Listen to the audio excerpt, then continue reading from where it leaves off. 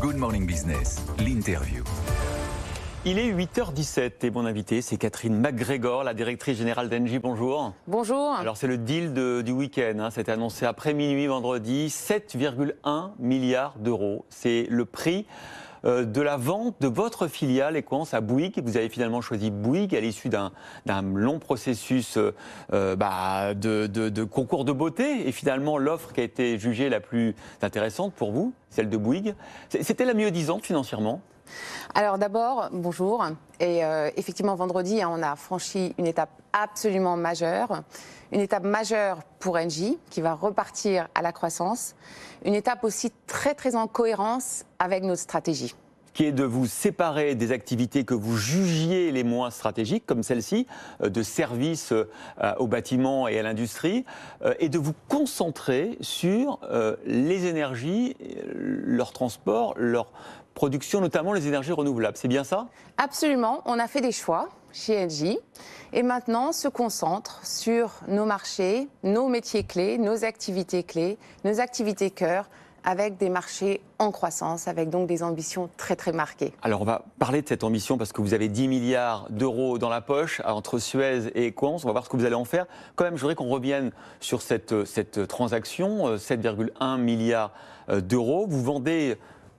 mais 74 000 personnes, 12 milliards d'euros de chiffre d'affaires à Bouygues. Pourquoi c'était la meilleure offre, celle de Bouygues? Alors déjà, nous avons reçu 3 offres de grande qualité. On avait établi des critères très clairs. Nous en avions 4. Alors évidemment, le prix la qualité du projet social, la qualité du projet industriel et le risque de réalisation. Et en fait, au regard de ces 4 critères, et notamment, effectivement, vous avez raison, la valorisation, l'offre de Bouygues était la mieux disante. C'était l'offre meilleure. On parle même d'une offre supérieure de plus d'1 milliard à celle, par exemple, d'Eiffage. Alors, on n'a pas commenté, bien sûr, sur les offres financières des perdants. En tout cas, elles étaient toutes de grande qualité. Donc, nous étions effectivement très contents. Nous avons conduit un processus rigoureux, avec une tension compétitive effectivement assez élevée et qui est en fait le signe de la qualité de cette entreprise Equans que nous avons formée, qui existe en fait que depuis le 1er juillet 2021. Vous avez regroupé toute votre activité de service dans ce domaine dans une filiale en fait. Exactement, donc une très très belle division qui a attiré donc beaucoup d'intérêt de la part des candidats.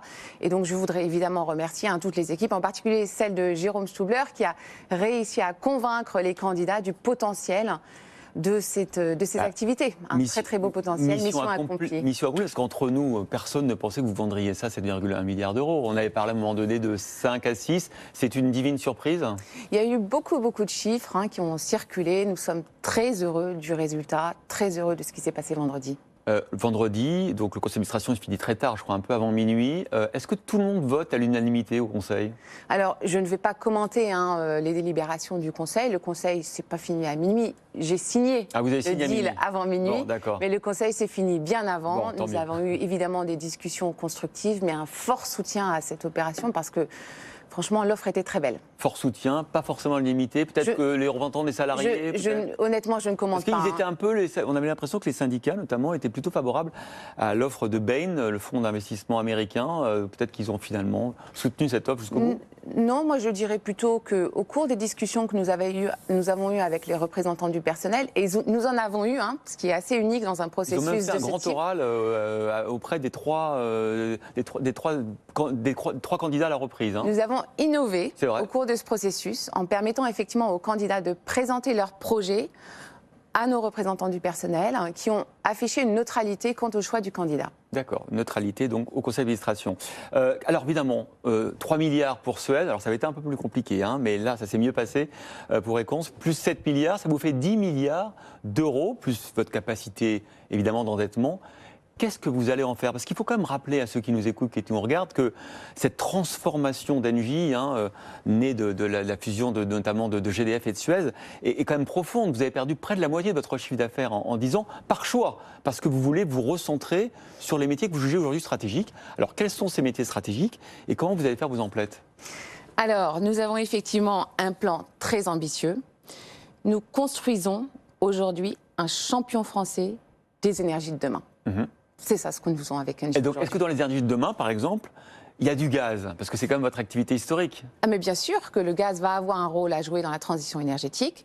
Donc nous investissons dans les 3 années qui viennent 15 à 16 milliards d'euros, dont à peu près 40 à 45% dans les énergies renouvelables. D'accord. Donc éolienne, hydraulique.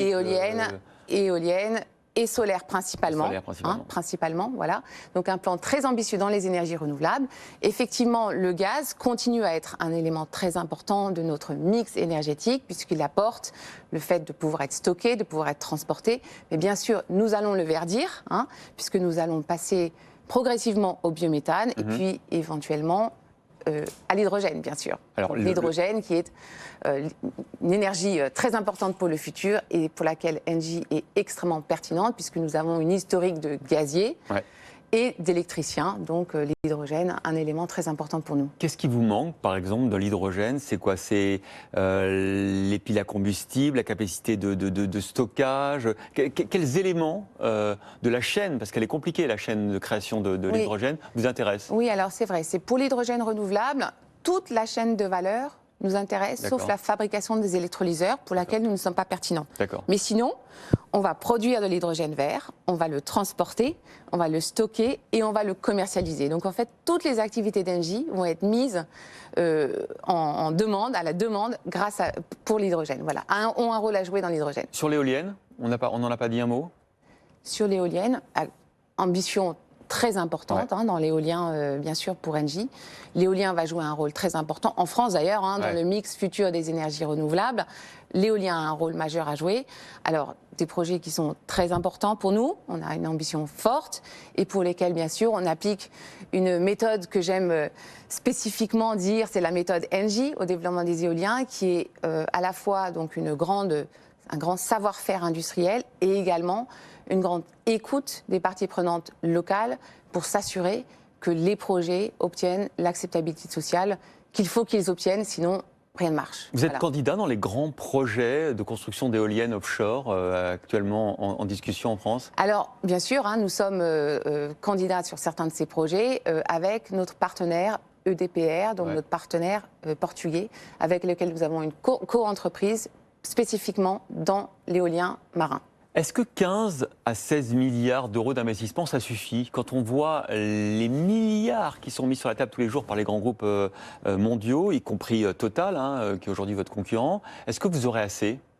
Alors, nous avons donc dans les 3 prochaines années des ambitions de développer nos capacités renouvelables de manière très forte, puisqu'aujourd'hui nous opérons 30-31 gigawatts, ce qui est à peu près 3 fois plus que le groupe Total aujourd'hui. Et nous avons des ambitions de passer à 50 gigawatts à 2025 et 80 à 2030, avec un portefeuille de projets très crédible, bien identifié pour nourrir cette croissance. Donc nous avons des ambitions qui sont fortes et crédibles. Et c'est vraiment notre différence et marque de fabrique avec ce plan. Un mot du gaz aussi, qui est votre activité historique et qui effectivement comptera sans doute dans la transition encore pendant de nombreuses années. Bruno Le Maire, le ministre de l'économie, dit ce matin que peut-être que le marché européen est trop libéral, trop lié au prix de marché pour le gaz. Est-ce que vous êtes d'accord? Est-ce qu'il faut voir la régulation du prix du gaz?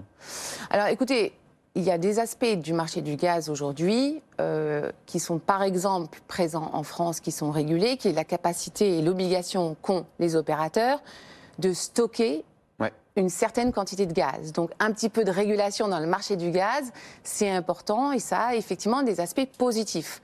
Donc nous par exemple, nous nous féliciterions d'avoir des réglementations en Europe. Un stockage européen. Voilà, un stockage européen, c'est quelque chose bien sûr que nous verrions favorablement. Après, comme vous savez, les marchés de l'énergie sont compliqués, donc avant de faire évoluer la manière dont ils fonctionnent, il faut bien sûr faire très attention à des effets de bord éventuels. Alors, évidemment, on est impatient de savoir ce que vous allez acheter, à quelle échéance, si ça vous permettra d'avoir la taille critique pour survivre dans ce monde avec évidemment de grands compétiteurs.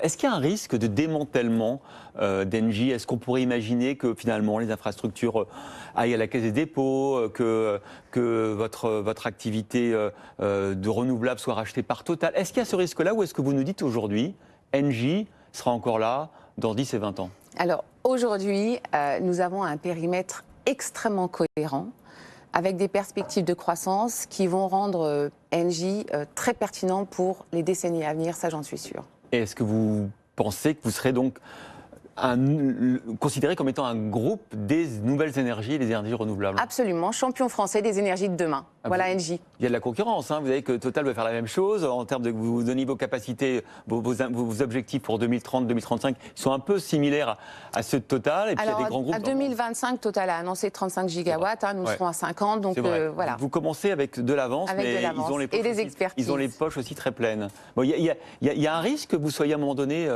avalé ou mangé? Écoutez, nous aujourd'hui, nous regardons l'avenir de manière très sereine. Nous sommes très heureux de l'étape que nous venons de franchir, qui montre également la capacité d'Engie à faire ce que l'on dit.